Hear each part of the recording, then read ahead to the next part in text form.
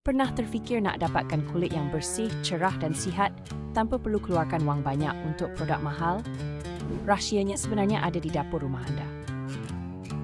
Masker daun kunyit dan minyak kelapa adalah ramuan tradisional yang telah digunakan turun-temurun dan terbukti berkesan untuk membersihkan serta mencerahkan kulit secara semula jadi.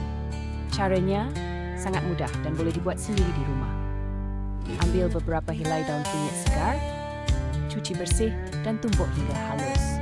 Kemudian, campurkan dengan 1 sudu makan minyak kelapa darah sehingga menjadi pes yang sebanding. Sapukan campuran ini pada wajah yang telah dibersihkan, elakkan kawasan mata dan mulut supaya tidak iritasi. Biarkan selama 15 hingga 20 minit supaya bahan aktif dapat meresap ke dalam kulit. Selepas itu, bilas dengan air suam hingga bersih.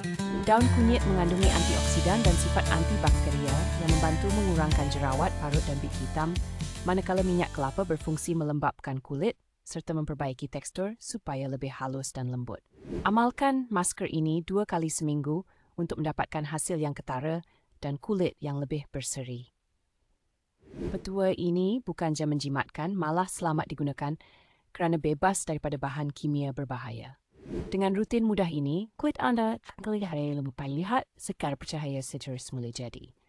Cobalah sendiri di rumah, rasa perubahannya yang menakjubkan.